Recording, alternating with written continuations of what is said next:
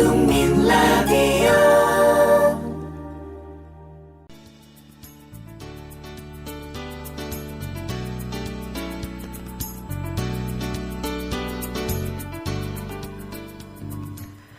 노혜경의 그 옆새 오늘도 진나리 선생님 모시고 어제 못한 재미난 이야기들을 해볼까 합니다. 진나리 선생님 어서 오세요. 네, 안녕하세요. 예, 아주 대박이었습니다. 예, 진다리 선생님, 어제는 그 여러 가지로 탈북하신 분으로서 남한 사회를 바라보는 시각이라든가 하는 것들을 네. 상당히 수준 높게 얘기를 했어요. 오늘은요, 조금 이렇게 말랑말랑한 얘기를 좀 들어보고 싶어요. 네네네. 예, 지난번에 권금상 선생님이라고 아시죠? 예, 압니다. 예, 권금상 선생님께서 북한 여성과 성에 관한 얘기를 하셨는데 정말 재밌어서 죽는 줄 알았거든요. 네, 안 봐도 무언가 보일 듯합니다. 그 중에서 정말 재미났던 얘기가 북한 남자들도 바람을 피는데 네. 그 바람 피는 걸 부화라고 얘기를 해가지고 정말 넘어가는 줄 알았어요. 무슨 알까기냐. 그 같은 말이죠, 알까기. 그 이야기인 것 같습니다. 예. 그런 얘기들도 했고 많은 다양한 재미난 얘기들을 했는데 직접 이렇게 본인의 입으로 북한 사회에서의 사람들의 일상생활을 좀 들어보는 것도 재미있을 것 같아요. 네. 고난의 행군 이전, 고난의 행군 시기, 고난의 행군 이후를 다 경험해 보신 거잖아요. 네. 그러면서 달라진 풍속도도 좀 들어보고 싶고요. 네. 자, 그러면 무슨 얘기부터 시작할까요? 연애해 보셨어요? 연애요. 제가 28살에 오다 보니까 좀 해는 봤죠. 좀 해는 봤죠. 그게 그 사이에서는 그 나이면 이제 시집 당연히 가고도 남을 나이였는데, 그래서 그러니까요. 근데 시집 가고도 남을 나이였는데 시집은 안 가시고 연애는 좀 해봤고. 네, 그렇게 되었습니다. 네. 근데 물론 이게 편견일지는 모르지만 북한 사회에서는 이렇게 연애가 자유롭고 만났다가 헤어지고 이런 것들이 남한하고는 좀 양상이 좀 다를 것 같은데요. 그럼요. 여기서는 잠깐 만나고 헤어지는 거를 그렇게 큰 비중을 두지 않는데 북한에서는 한 번 만났다 하면 이 사람과 끝까지 가야 되는 거예요. 예, 결혼을 해야 되는군요. 네, 그러니까 굉장히 신중하게 만나고요. 그게 한 번 만났다 하면 정말로 손잡고 어느 부모님을 봤다 이래버리면 정말 결혼식까지 가야 되는 분위기였어요. 그래서 굉장히 만나는 것 자체에 조심스럽고 아무나 선뜻 만나기도 잘 안 되었고 한 번 보는 사람은 이 사람이다라고 그냥 가야 되는 환경이었으니까 한국 사회하고는 분명히 틀리죠. 옛날 우리나라가 좀 그랬죠. 한 60년대 이때만 하더라도 일단 만나면 연애를 하면 결혼까지 가야 된다. 근데 그런 사회에서 연애를 몇 번 해봤죠? 라고 말씀을 하시다니. 저요. 아마도 한 3번 이었던 것 같습니다. 예, 근데 왜 결혼을 안 하고? 그게 처음에는 정말로 못 모를 때 였고 제가 지금 가끔 한국 사회에 와가지고 가끔 엄마한테 되게 감사한 부분이 있었는데 그때는 당시에는 굉장히 안 좋은 추억이었는데 나중에 한국에 오고 나니까 엄마가 한국에 가라고 그렇게 길을 쓰고 말렸구나. 그 3번을 다 엄마가 정말 길을 쓰고 말렸어요. 아니 그 도대체 이유가 뭐였어요? 그 남자가 마음에 안 들어서 말렸겠지만. 처음에는 그러니까 북한 사회에서 대학을 나와서 선생을 한다. 그러면 굉장히 부모님 입장에서도 굉장히 이렇게 자부할 만했고 자식 하나 키워서 선생님을 하니까 굉장히 부모님 입장에서는 굉장히 긍지스럽고 굉장히 자랑스러운 딸이었는데 이 딸이 사회생활을 한 지 불과 2년 만에 남자친 해가지고 막 시집간다 만다 하니까 완전히 혈압이 오르신 거죠. 그래서 엄마가 그때 네가 당에서 이만큼 키워졌는데 막 이러면서 당을 들먹이고 막 수령님을 들먹이고 막 이랬었어요. 그래서 그때 어린 마음에 진짜 진짜 지금 생각해보면 진짜 왜 그랬을까 싶을 정도로 굉장히 강하게 말씀하셨어요. 하도 또 정말 어린 나이에 강하게 말씀하시니까 제가 지금 제가 있고요. 물론 이렇게 넘어오셔가지고 지금 여기까지 오셨으니까 어머니한테 고맙다고 해야 되겠지만 그래도 그 남자는 순순히 헤어져 주던가요? 근데 그때 좀 하자가 있었습니다. 제가 북한에서 키가 162였어요. 근데 당시에 여자 표준이 58?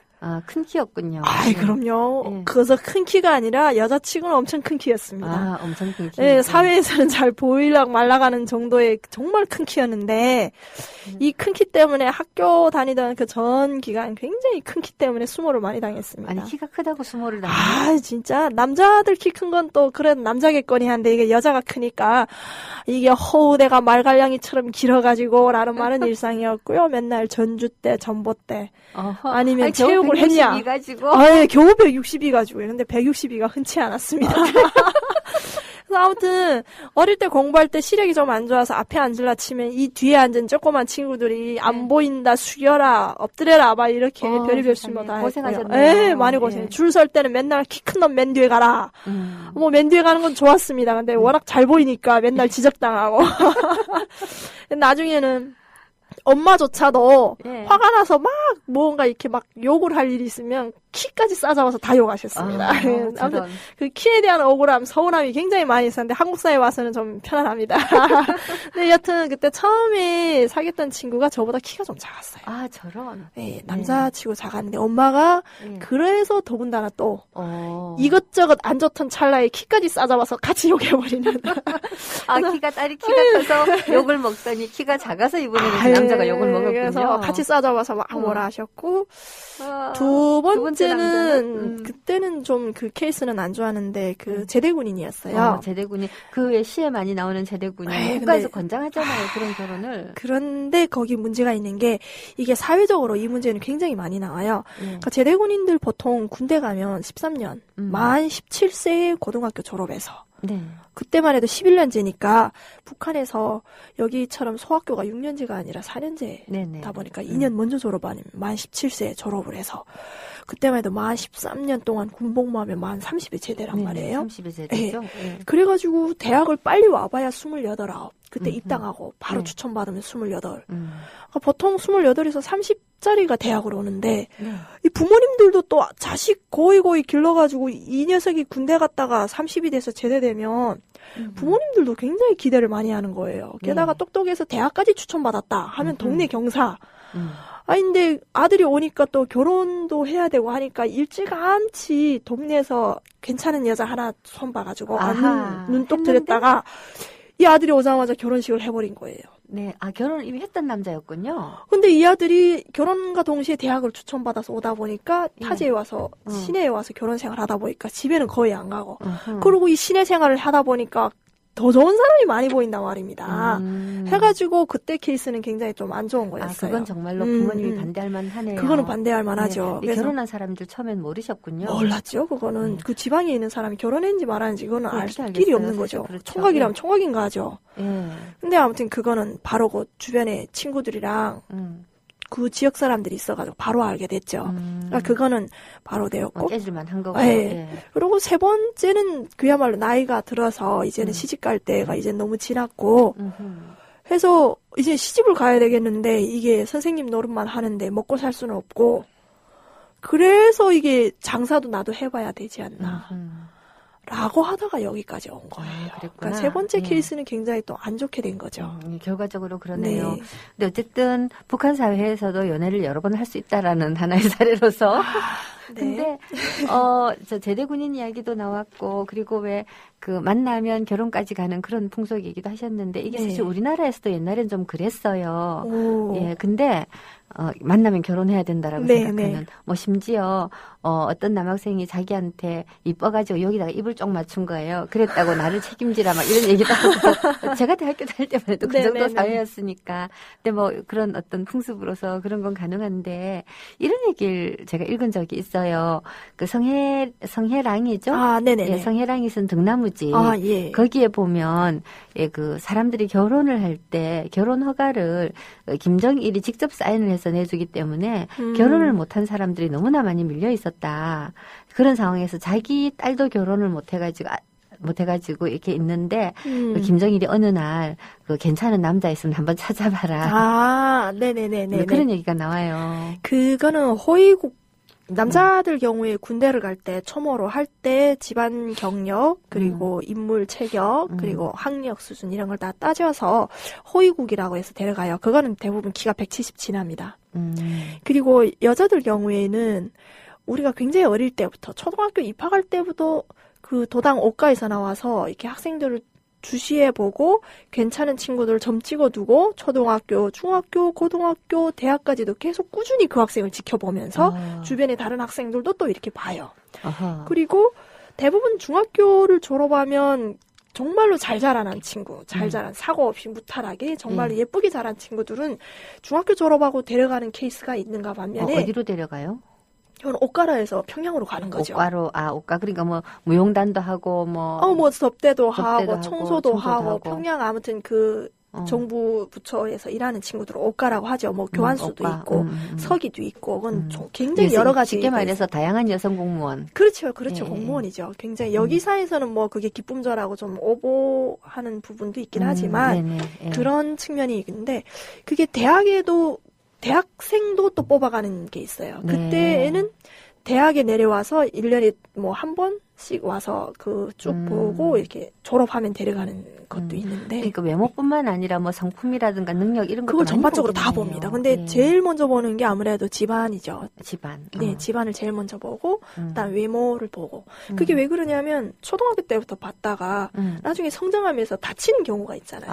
네, 그러면 안 되거든요. 또. 다쳐도 안 돼요? 그 신체 검사를 하니까. 세상에. 네, 그리고 어릴 때는 솔직히 이목구비가 단정하다가 성장하면서 이목구비가 좀 틀려지는 경우도 있고. 그렇죠. 네, 손가락도 뭐 어렸을 때 멀쩡했는데 크면서 엄지손가락이 점점 커졌다거나 뭐 이런 하자가 있지 않습니까? 그걸 다 그러네요. 세상에. 저희 친구가 하면 저희 학급에 있는 친구가 그 굉장히 괜찮은 친구였는데 이 친구가 어렸을 때는 저희가 초등학교 다닐 때는 몰랐어요. 정말 얘는 옷가대상이라고 굉장히 학급에서도 부러워하고 담임선생님도 얘한테 뭐 일을 시킬 때는 굉장히 조심스러운 일만 시키고 했어요. 다치고 하면 안 되니까.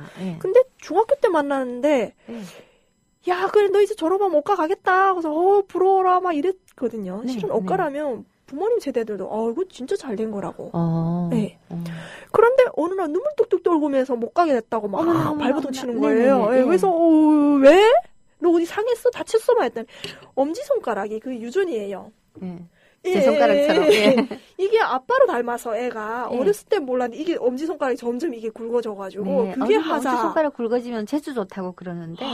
여튼 그 친구는 그게 하자가 되어서 못 갔다. 못 갔어요. 그 중학교 막판에 못 가게 됐다고 세상에. 막 울며불며 며칠을 안 나가고 울어 제껴가지고 난리가 났었어요. 자기도 이건 너무나 어려서부터 완전히 각인된 거 아니에요. 그렇죠. 나는 옷가다 막 이러면서 얼마나 저 선민의식을 가지고 있었는데 완전히 그냥 완전 미래가 그냥 꺾인 거. 근데 나중에 그렇게까지 봐가지고 했으니까 나중에는 도당에 들어가서 서기로 들어갔어요. 일단 도에서는 써줬어요. 일단 도에서는 쓰고 그러나 평양까지는 못 갔다. 평양까지는 가면 그 친구들은 결혼을 한다 하면은 그거는 그 안에서 이루어지는 거예요. 그 친구들이 뭐 암만 부모님이 지방에 괜찮은 신랑감 있다. 신부감 있다. 그건 절대 안 되는 거예요. 자기들끼리 해야 되고. 다 그 위에서 뭐 그런 게 있대요. 그리고 그러니까 저기 등나무집에 나와 있는 결혼 허가라고 하는 건 전국의 모든 사람들이 결혼을 굉장히 허가한 건 아니군요. 그 안에 있는 이른바 정무원 소속에 있던 옷가와 호위국 그 끼리끼리 결혼을 하는데 그것도 막 김정일이 막 승인을 했나 말았나 그것까지는 정확히 모르나 했다고 하면 그런 케이스인 거죠.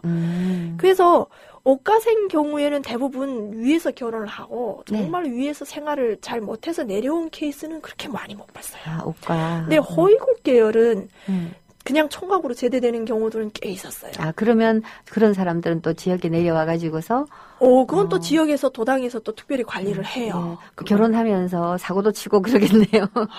대부분 그런 사람들은 사고를 치려고 잘 안 해요. 그리고 저희 우리 교무실에 같이 선생님이 한 분 있었는데 아들이 옷가를 간 거예요. 그러면 1년에 한 번씩 명절 때마다 그 아들 이름으로 선물도 내려오고 만약에 부모님이 어떠한 뭐 예를 들어서 뭔가 잘못했다 해도 아들이 옷가에 가 있고 뭐 호위국에 가 있는 한 어느 선에서는 그걸 다 덮어주고 무마해주고 그러니까 한마디로 말해서 오과라고 하는 것이 일종의 신분 상승의 계단이네요. 완전 상승이죠. 예, 근데 어느 정도 그런 레벨 하에서 상승이긴 하지만 그 또래에서는 굉장한 상승이고 근데 이제 그 오과를 가는 것이 내가 가겠다라고 도전을 해서 되는 게 아니고 미리 찍어서 이렇게 그 전문 그런 사람들을 찾아다니는 부서가 있어요. 기본 학교죠. 교육기관은 다 들어가기 때문에. 근데 이제 지금 듣다가 보니까 약간 일반적인 통념과 조금 다른 게 옷가다 그러면 대부분 특히 여성이 옷가다 그러면 기쁨조라고만 생각을 하거든요. 근데 기쁨조라는 것이 어휘가 옷가 안에서 기쁨조를 담당하는 사람들이 따로 있는 거죠. 그게 이렇게 뽑아가는데 이자처럼 학교 부분에 집중적으로 왜냐하면 학교의 모든 청소년은 다 학교에 있으니까. 근데 학교에도 보면 음악 잘하는 친구, 그림 잘 그리는 친구, 체육 잘하는 친구도 있는데 그 중에서도 음악 잘하는 친구들 쪽에 좀 예쁜 친구들이 많이 가 있죠. 그럼 그 친구들은 옷가이면서도 가서도 전공을 살려서 음악 쪽으로 가는 거예요. 그쪽으로 가다 보면 음악을 하게 되는 거죠. 그런데 그냥 예쁘게 자란 친구들 경우인데 옷가라고 해가지고 저희도 처음에는 가서 뭘 할까 굉장히 궁금했는데 그 왜 금수산 기념궁전이라 해가지고 지금 뭐 성지화를 만들어 놓은 데 가면 거기에 관리원들 조선옷 곱게 입고 그다음에 또 군인들 경우에는 군복 입고 경례를 서는 사람 그게 호위국이고 남자치고는 그게 호위국이었고 거기서 관리하면서 조선옷 입고 모든 이걸 관리하는 사람은 하고, 그게 다 옷가생들인 거예요. 네, 그런 게 그러니까 보통이 우리 저쪽에 있을 때는 옷가다 하면 이제처럼 정말로 예술성이 있어서 거기에다가 미모와 집안가 이게 다 해서 옷가로 갔는데 예술계통으로 갔다면 그거는 넌 정말 잘 됐다. 아주 잘 된 거고 그거 아니래도 인물 잘나서 가서 그 평양에 가서 그렇게 편안한 일 하면서 일생을 좋은 것만 보고 좋은 것만 먹고 좋은 것만 쓰고 하면 세상이 부러운 건 다 가진 거죠. 근데 이제 대부분 기쁨조라고 할 때 우리가 가지고 있는 편견이라는 게 있죠. 그건 좀 편견 쪽으로 가는 것 같아요. 그러니까 뭐 김정일이 1000명의 여자를 궁전에 데리고서는 밤의 환락을 즐겼다 뭐 이런 뭐 그런 쪽도 있게라 말은 나왔겠지. 그러니까 그게 옷가라에서 딱 다 그 부분만 가는 게 아니다 그거죠. 그리고 기쁨조라고 하는 것이 이 남쪽에서 막 이렇게 막 이 과대해서 얘기하는 것만큼 그렇게 되게 숫자가 많다거나 아주 그거 하다거나 한 건 아니라는 거죠. 그 양적으로는 잘 모르겠습니다. 양적으로는 잘 모르겠고. 옷가로 데려가서 오로지 춤만 추는 게 아니라 이자처럼 어떠한 건물에 특히 김일성, 김정일이 있는 그런 주석궁리에서 관리를 하는 사람도 다 옷가생 여성들, 젊은 여성들. 그 모든 여성들을 가리켜서 다 기쁨조라고 부르니까 이제 기쁨조가 어마어마하게 많은 것처럼 느껴지고 하여튼 기쁨조라고 하는 이름을 지니고 있는 사람들이 있다고 하는 것은 듣기는 들었어요. 그리고 실제로 남한에서도 보면 그 모든 대통령들에게는 그 대통령의 심기경호라는 걸 하거든요. 이 심기경호가 뭔가 하면 대통령이 심신이 건강해야 국정 운영이 돼요. 그러니까 되도록이면 기분 나쁘지 않게 만들어주기 위해서 사람들이 되게 애를 많이 쓰는데 이 심기경호가 대통령의 특성에 따라서 되게 나쁜 방향으로 풀리기도 하거든요. 예를 들어 박정희 대통령이 그 궁정동에서 안가에서 가수 부르다가 노래 듣고 여대생 시중 들다가 총 맞아서 죽었잖아요. 그런 방식으로 풀리기도 하는데 어느 사회나 권력을 지니고 있는 사람들이 할 수 있는 그런 정도에서 북한에서도 그랬다. 그건 잘 모르는 일이긴 하지만 그렇게 봐도 무방하겠군요. 네네. 여하튼 이야기를 듣다가 본인의 연애 이야기에서부터 갑자기 대학을 졸업하거나 고등학교를 졸업한 아이들의 특히 이 좋은 직장에 들어가는 경로에 관한 얘기까지 들어버렸는데요. 내친김에 그냥 직업 선택, 또 대학에 들어가는 입시 이런 것들도 조금 들어보도록 하죠. 북한 대학은 공짜다 우리 이렇게 생각하는데 공짜인가요? 그 의무 교육이라고 하는 거는 고등학교 단계까지고요. 대학은 의무 교육 안에는 안 들어갑니다. 그러나 북한 내에서 자기들의 민족 간부를 국가가 장학금을 전액 주면서 공부시킨다. 명목상으로는 이렇게 되어 있습니다. 그러니까 명목상 의무 교육은 아니나 실제로는 장학금을 전액을 준다. 근데 이제 북한에서도 대학을 들어가는데 입시가 굉장히 치열해서 막 과외도 있고 그렇다고 들었거든요. 그거는 우리 사회하고 좀 많이 다른 부분이긴 합니다. 그러니까 입시가 치열한 부분은 유사하나 네. 그것도 좀 정도에 따라 차이가 있는데 일단은 대학을 얼마나 갈 수 있냐가 문제인데 북한의 경우에는 남쪽하고 비교할 때 인구 자체가 반 정도밖에 안 되고 대학도 그러다 보니까 상대적으로 올 수밖에 없고 하니까 4분의 1 정도다. 요새 최근에 나온 자료를 보니까. 그리고 보통 일반적으로 뭐 북한 교육 관련한 책을 들여다보면 대학 가는 친구가 학령 인구에 그러니까 고등학교 이상의 인구에서 10%만 대학을 갈 수 있다. 예. 그러니까 10%라고 딱 정해진 건 아니지만 대충 그 정도가 간다. 라고 하는데 그 대학에 우리가 말하는 단과 대학 포함이 된 겁니다. 북한에서는 전문 학교 해가지고 뭐 2년제, 3년제 이것도 다 포함이 되는데 일단 고등학교 교육 이상을 받을 수 있는 부류가 10%밖에 안 됩니다.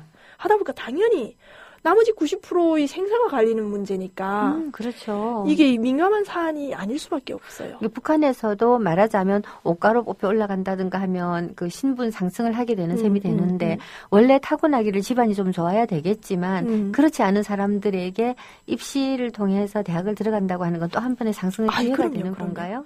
그런데 일단은 대학을 가는데 처음에 옷가 관련해서 해도 집안이 좋아야 된다는 게 그 대학 가는데도 마찬가지입니다. 대학 가는데도 집안이 좋아야 돼요? 그러니까 일단은 어느 개성까지는 대학까지는 갈 수 있다라는 부분이 또 이게 다 갈라져 있어요. 그게 뭐 계층별로 아니면 뭐 성분별로 이게 다 구분이 되어 있기 때문에 고등학교 여기는 뭐 고등학교 과자부터는 그때부터는 입시로 다 가버린다는데 북한의 경우에는 한 중학교 1, 2, 3학년까지는 그런 대로 다들 공부를 열심히 해요. 그런데 4, 5, 6학년부터는 이른바 고등학교 단계부터는 고등학교 전략, 입시 전략이 가는데 열심히 공부한 친구들은 그나마 다 뒷배가 있고 나는 갈 수 있다라는 어느 정도 이거 확신이 있으니까 열심히 공부합니다. 맨 앞에 앉아서.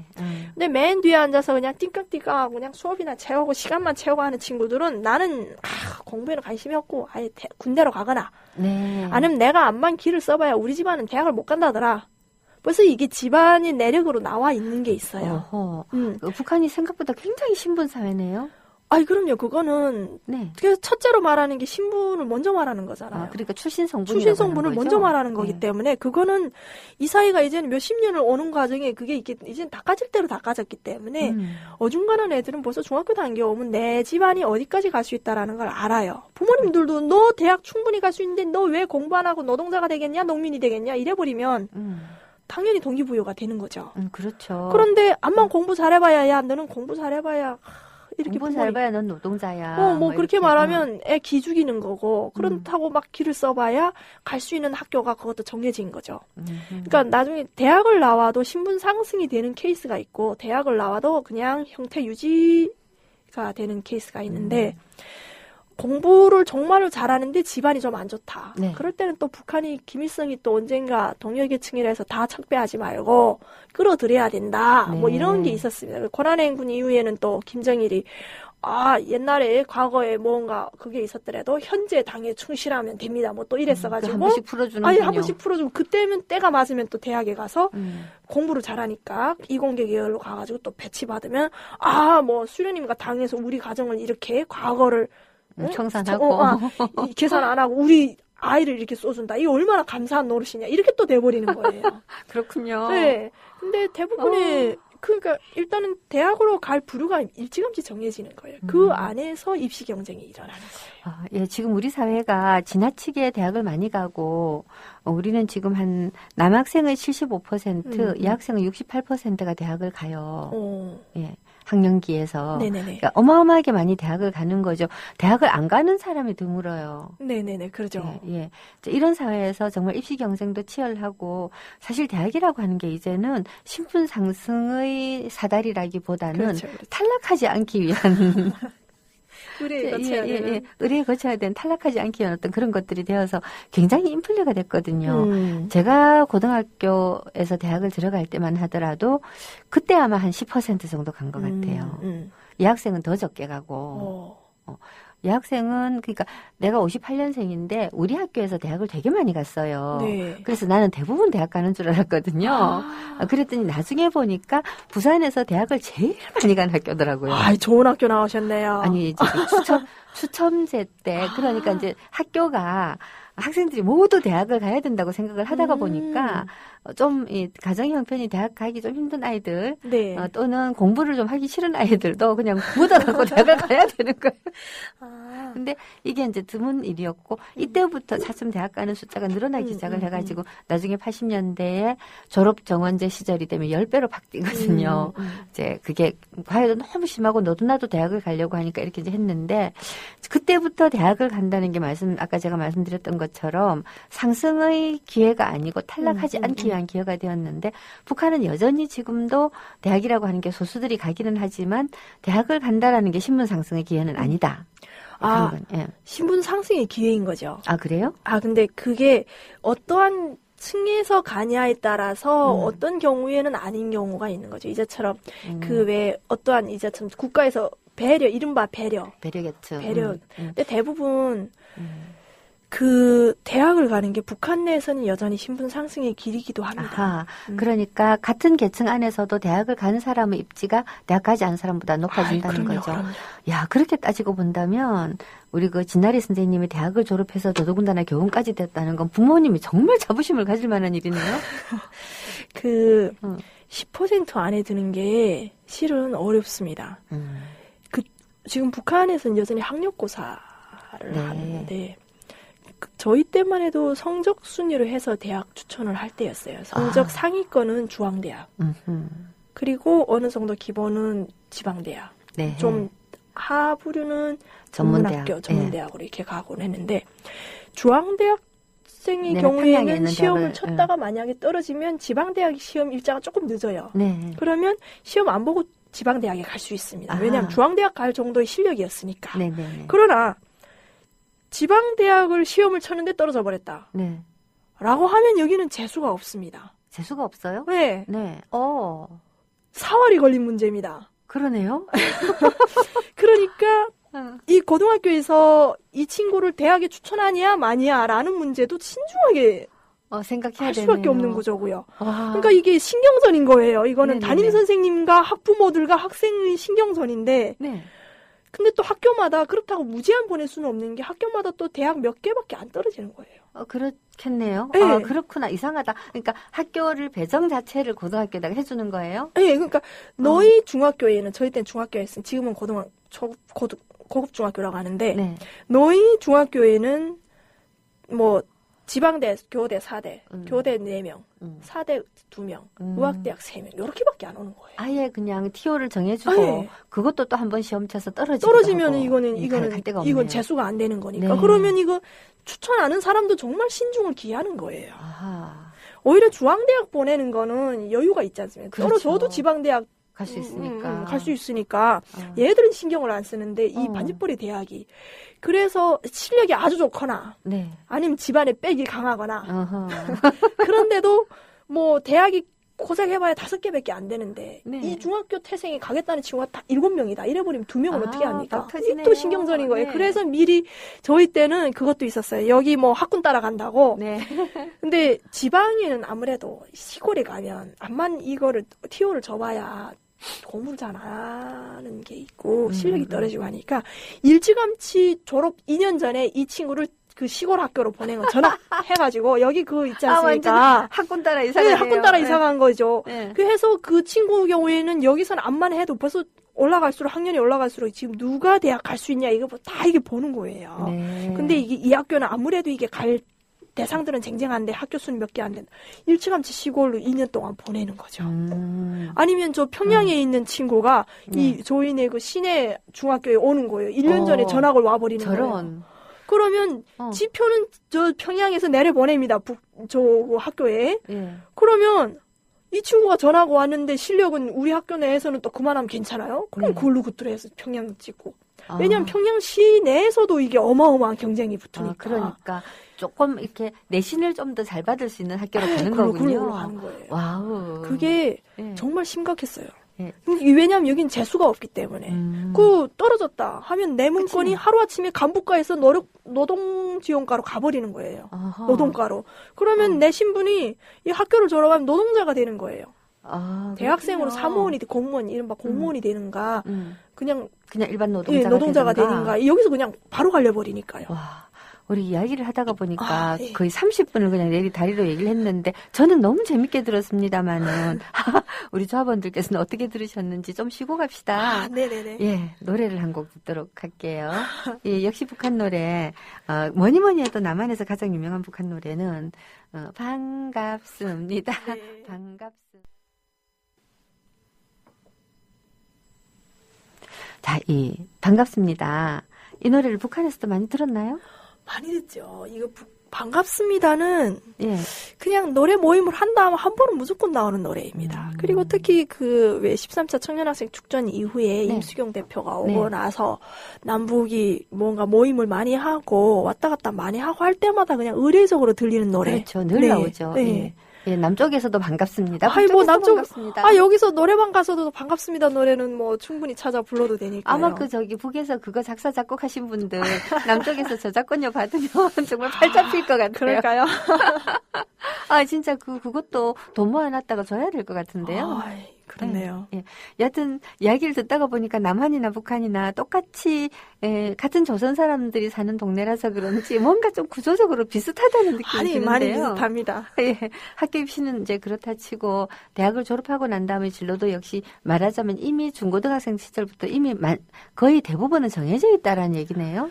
대학에 만약에 간다 하면, 뭐 예를 들어서 교원대학에 간다. 교원대학 하면 여기 교육대학교하고 네. 같습니다. 근데 교원대학에 교원학과하고 교양학과하고 갈라져 있습니다. 아하. 지금은 학전학과라고 갈려져 있는데 유치원 교양원과 초등학교 교사를 양성하는 게 교원대학이고 사범대학은 그냥 사범대학도 있지만 1사대, 2사대로 또 나눠 있는 것도 있습니다. 네. 근데 1사대는 고등반 네, 교원. 고등반. 네, 그리고 2사대는 뭐 중등반 교사 이런 식으로 아니면 지역이 작은 데는 그냥 사범대학 해서 중고등반 교사 다 양성하고 그리고 뭐 대학 교수진을 양성한다라고 할 때에는 김영직 사범대학이 기본 대학 교수진 양성하는 대학입니다. 이렇게 교육계는 이렇게 체계가 일사불란하게 돼 있는데 일단은 대학에 가서도 또 시험을 치는 거 아닙니까? 그렇죠. 네, 대학에 가서 시험을 치는데 그 대학 커트라인에서도 점수를 나누어서 비교적 그 상위권은 교원학과로 놓고 좀 떨어지면 교양학과로 놓는 거예요. 그럼 교양학과 나온 사람들은 뭐 해요? 유치원 교양원인 거죠. 유치원 교양원. 네, 근데 북한은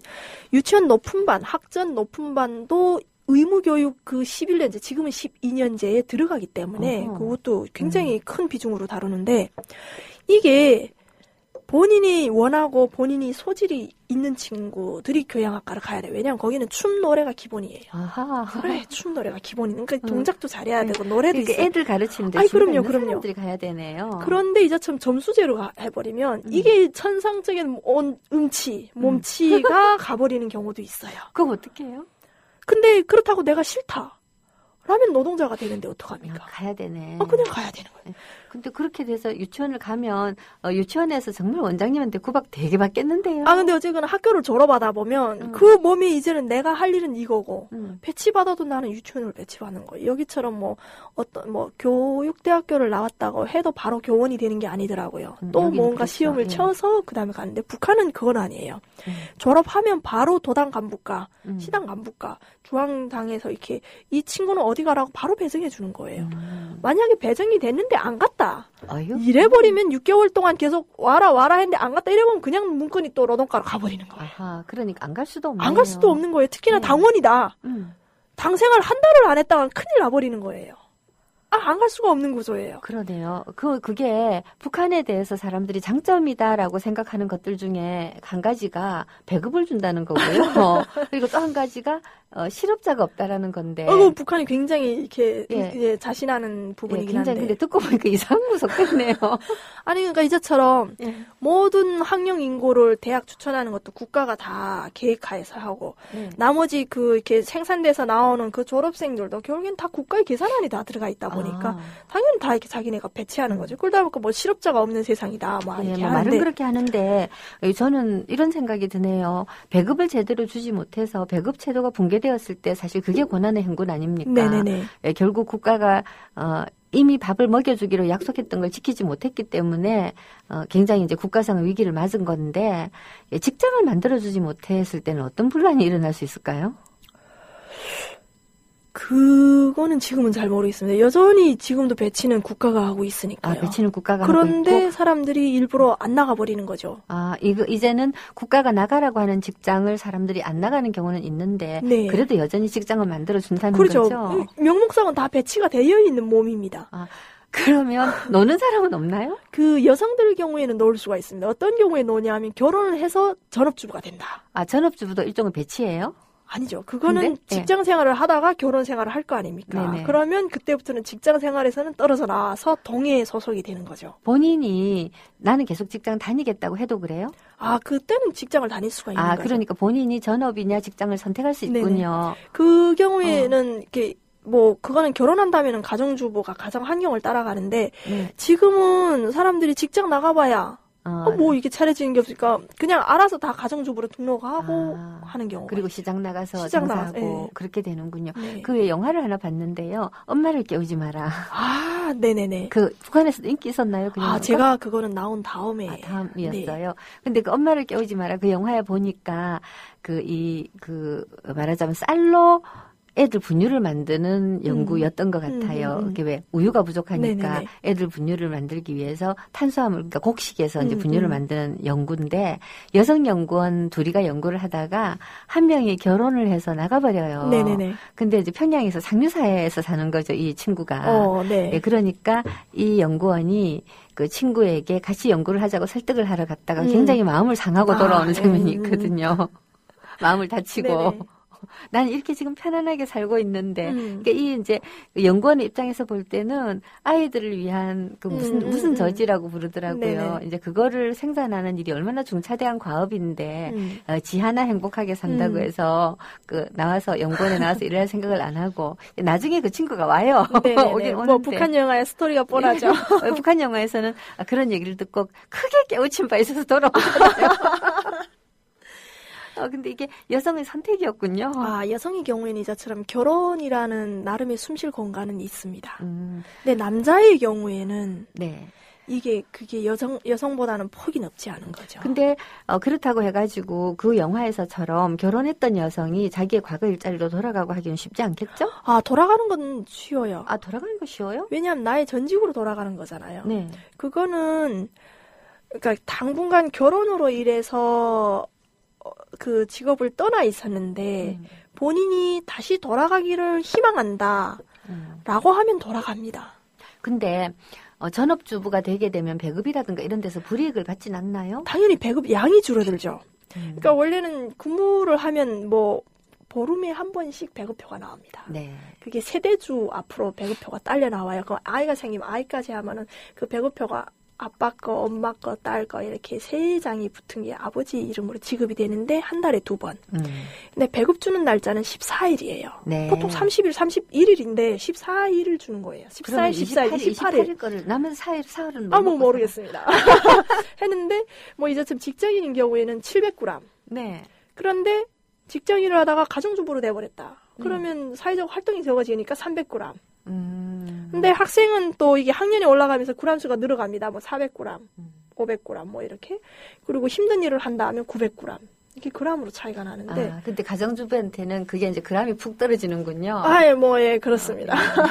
그리고 가정주부들이 그렇다고 해서 집에서 일을 안 하는 건 아니잖아요. 보니까 이제 북한의 대부분의 우리가 이렇게 생각해 볼 때 일반 산업에서 이 감당하지 못하는 대부분의 일들을 이 가정에서 소위 말해서 전업주부들이 대부분 다 하는 것 같아 보이던데요. 그게 우리 사회에서 말하는 83? 예, 83. 83이기도 합니다. 그거는 80년대에 들어와가지고 김정일이 이른바 뭐 유휴자재. 유효자재? 예, 유휴. 그러니까 공장에서 이런 뭐 옷재단하고 나머지 자투리천. 그럼 그거 옛날엔 그냥 버렸다면 그거를 이런 국가에서 취직해서 일하는 사람들은 계획을 해야 되기 때문에 그걸 손댈 수가 없고 단 이민반에서 이자처럼 노동력이 남아돌지 않습니까? 가정주분. 반에서 동에서.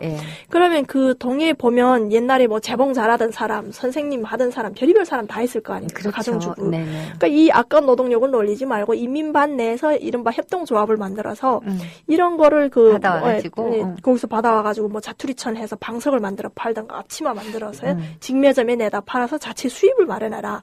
뭐 이런 게 한때 국가적 차원에서 굉장히 장려되었습니다. 그러면 그게 그런 식으로 만들어가지고 판매를 하면 그 수입은 자기들이 가지는 거예요? 그 수입 구조까지는 정확히는 잘 모르겠으나 그건 저희 부모님이 어릴 때 하는 거 많이 봤거든요. 어떤 경우가 있냐면 학생들 그 학생복 그 편직물 공장에서 막 이걸 언제까지 나와야 된다는 날짜가 있는 거 아닙니까? 그런데 학생복을 단기간 내에 만들어야 되니까 이게 막 날짜는 정해졌는데 생산량은 많고 하니까 나중에는 이자처럼 그런 인민반에 있던 그 작업반에 학생복이 배달되는 거예요. 만들어라.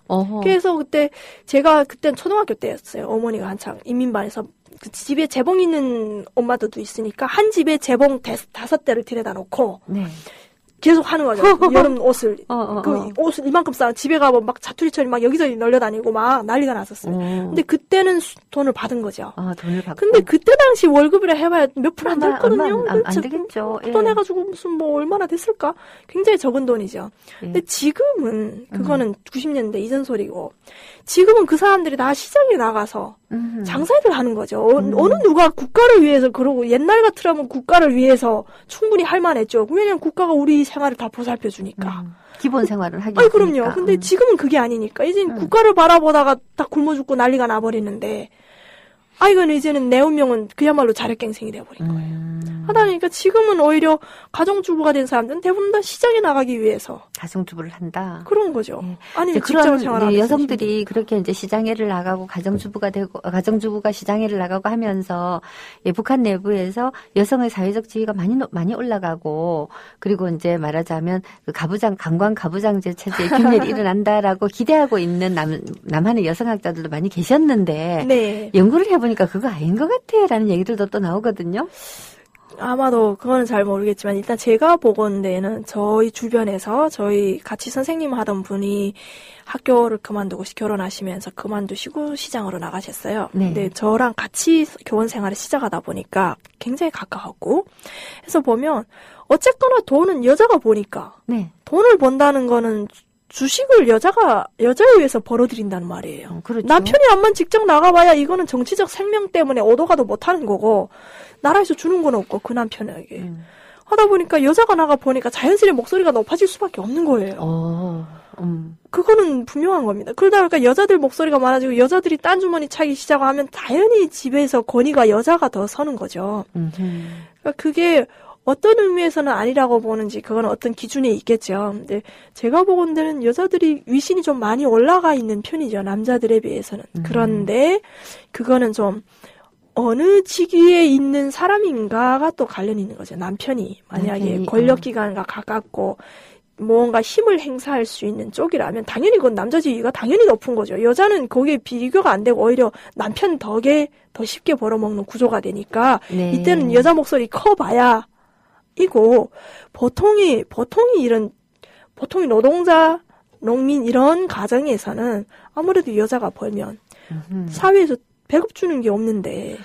그렇겠네요. 그러니까 남한하고도 비슷한데, 근데 남한에서는 예를 들어서 가난한 집에서 여자들이 이 노동을 해서 돈을 벌어 오잖아요. 뭐 파출부도 하고 뭐 여러 가지 일들을 해서 벌어오면 집에서 남편이 직업 없이 무의도식 하다가 그 마누라를 두들겨 패고 돈을 뺏어서 나가서 노름을 하고.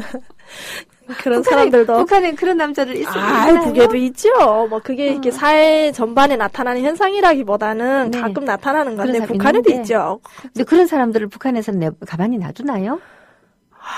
그게 최근에도 좀 많이 달라졌죠. 그전에는 북한 사람들이 그 얼마 전에 뭐 김정은이 담뱃대 들고 막 지하철 들락날락 해가지고 뉴스화된 게 있었는데 남자들이 가장 많이 즐기는 오락이 이른바 담배, 술, 카드놀이입니다. 카드놀이. 카드놀이 하는 건 사진도 많이 봤어요. 그 주패라고 해서. 앉아서 그냥 뭐 그게 오락이라는 게 그거밖에 없는 거예요. 그리고 자신의 심신에 쌓였던 온갖 스트레스를 푸는 게 그 길밖에 없고. 하다 보니까 이 사람들도 솔직히 뭐 북한 말로 하면 아기 바칠 대로 바친 상황인데 술 한잔 들어가면 그거 어디다 해프리 하겠습니까? 몇몇한 집안 사람 잡고 막 이러는 거죠. 나가서는 못하니까. 그렇게 행패 부리는데 고난행군 이전만 해도 행패 부려도 어떡하겠습니까? 그렇다고 뭐 이혼이 막 되거나 어디 도망갈래야 갈 데도 없고 하니까 그냥 그 집에서 사는 수밖에 없었다면 고난행군 이후에는 여자들이 돈을 벌고 이래버리니까 좀 권위가 생기고 그래 봐라 난 나가버린다 막 이런 식으로까지 되는 거죠. 그런 현상도 있습니다. 근데 뭐 실은 술이 사람 다 망친다라는 말, 북한 사회에서 이자처럼 뭐 유일한 오락, 그들이 화를 풀 수 있는 통로라는 게 극히 제한되어 있기 때문에. 그렇군요. 예, 그러니까 남북한 할 것 없이 이 사회적 약자들이 분노를 공적인 방법으로 해소를 하지 못하면 결국은 술 마시고 가까운 사람 잡는 식으로 나타나는군요. 그렇게 나타나는 거죠. 예, 아, 그 이야기 하다 보니까 또 거의 진짜 끝나갈 때가 다 되어가는 판입니다. 네. 자, 그래서요, 제가 이제 마지막으로 아무래도 우리 이 진나리 선생을 모시고 듣고 싶었던 얘기는 결국 한국에서 굉장히 건강하게 정착하고 있는 탈북자 이야기였습니다. 예, 하지만 여러 가지 점에서 굉장히 힘들어하고 심지어 도로북으로 가고 싶다라고 지금 막 하고 계신 분도 있는 판국 아닙니까? 한국에서 이 탈북자들이 제대로 정착을 하고 살기 위해서는 정말 그 국가가 해야 될 일은 이 자리에서 말을 하나만 하고 그 우리 같은 사람들이 어떤 마음으로 그 탈북자들을 바라보고 어떤 노력을 해야 될지에 관해서 본인이 원하시는 걸 조금 얘기를 해 주시죠. 그 부분에 대해서는 정말 저도 정착을 한 사람으로서 굉장히 좀 많이 저도 이야기하고 싶었던 부분인데 그런 것 같아요. 어차피 저희 경우에는 이 사회에 적응하려고 온 사람 아닙니까? 들어온 그렇죠. 순간부터는 적응이라는 사명이 있기 때문에 저희는 그런 대로 자기들의 방식으로 나만의 방식으로 적응을 합니다. 어떤 외부에서 보기는 이상하리만큼 이상한 방식을 나만의 방식으로 적응하는데 저는 그렇게 말씀드리고 싶어요. 외부에서 온 사람은 적응 잘 합니다. 어쨌거나 뭐 힘들고 좀 시간적인 문제 누구는 빨리 하는데 늦게 한다라는 문제가 있다면 오히려 여기 본토 주민들 한국 사람들 이 더 힘들어 하시더라고요. 그러니까 여기 있는 사람들이 탈북자를 바라보는 인식은 잘 안 변하더라는 거죠? 그렇죠. 그들도 변해야 되는데. 맞아요. 새로운 사람을 받아들였기 때문에 그들에 맞춰서 변해야 되는데 그냥 우리는 여기서 지금까지 이래 왔으니까 여기서 살려면 이래야 되니까 그러니까 도와주려는 마음인데 그들도 역시 그들만의 방식으로 이 사람들이 적응해 주기를 원하는 거였어요. 근데 그 사람들이 그걸 알 게 뭡니까? 금방 온 사람들이. 그렇죠. 이주민의 경우에는 잘 모르는 거예요. 그러니까 그들만의 방식으로 우린 또. 그러니까 서로가 서로만의 방식을 고집하는 경우가. 글쎄 뭐 사소하기는 하지만 그 동네에 어떤 동네에 탈북자들만 사는 동네가 아닌데 탈북자 주민이 몇 가구 들어가서 살면서 분리수거를 안 해가지고 굉장히 주민들하고 갈등이 심했다는 말을 들은 적이 있었거든요. 그럼 그 사람들은 아니 그걸 왜 우리가 분리수거를 합니까? 국가가 해줘야지요라고 말을 하는데 분리수거가 우리는 정말 이 국가가 이 많은 캠페인을 통해서 겨우겨우 정착시켜 놓은 거였거든요. 그렇죠. 그러한 시민의식을 어느 정도 시간이 소요되는 시민의식을 하루아침에 깨닫기는 솔직히 힘이 듭니다. 그러니까 다시 말하면 절대적인 시간이 필요해요. 그렇죠. 이주하는 사람들에게는 특히나 북한 이탈 주민에게는 서로 다른 체제다 보니까 정신 상태가 완전히 달라져 버리기 때문에 그런데 우리 사회는 그 대표적인 용어 있지 않습니까? 빨리빨리 바뀌어야 되고 빨리 적응해야 되고 빨리 나온 모습 보여야 되고 심지어 대답조차도 빨리 해야 되는데 이게 이탈 주민은 이 대한민국 본토인이 말하는 말을 일단은 듣고 해석하고 어떻게 대답해야 했다가 좀 천천히 나오는 거예요. 당연하죠. 일단 단어는 같은 단어를 쓸지라도 그 단어가 지시하는 내용이 서로 굉장히 다른 것이 얼마나 많은데요. 그러다 보니까 대답이 늦게 나옵니다. 그런데 그것까지도 뭐라 해? 그걸 왜 모르겠지? 어떠한 사소한 예로서. 그러면 다신 저 사람 보기 싫은 거예요. 또 뭐라고 다그치겠는데. 차라리 난 내 마음대로 하지 뭐. 이래버리는. 그게 작은 아주 사소한 일에서 오해를 낳게 됩니다. 예, 제가 보기에는 사실 탈북자뿐만 아니라 지금은 우리 사회에 여러 가지 다양한 문화를 지니고 있는 그야말로 이주민들이 되게 많지 않습니까? 이런 사람들을 바라볼 때 저런 사람들과 우리가 더불어서 살아야 하기 때문에 이미 여기에서 먼저 와서 뿌리박고 살았던 소위 원주민들, 원주민인 사람들도 좀 변해야 되는구나라는 생각을 하게 됩니다. 아마도 이라고 생각을 할 때 서로가 변하면서 맞춰가야 되는 거 아닐까? 맞습니다. 정말 좋은 말씀 감사하고요. 그러면 우리 진나리 선생님을 이 무궁무진하게 이야기가 나오는군요.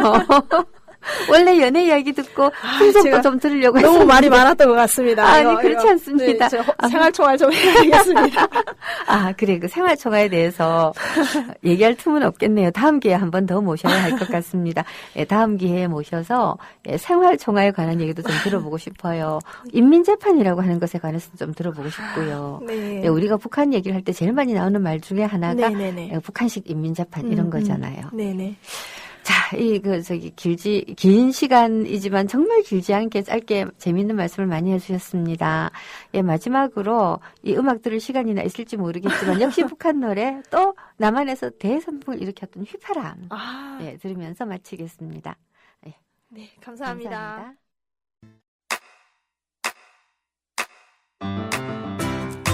국민 라디오 지지하는 4가지 방법 아시나요? 다운로드하기, 별점 주기, 댓글 달기, 구독하기. 국민 라디오를 보다 많은 이들에게 전할 수 있는 가장 손쉬운 방법. 다운로드하기, 별점 주기, 댓글 달기, 구독하기. 잊지 마세요. 다운로드하기, 별점 주기, 댓글 달기, 구독하기.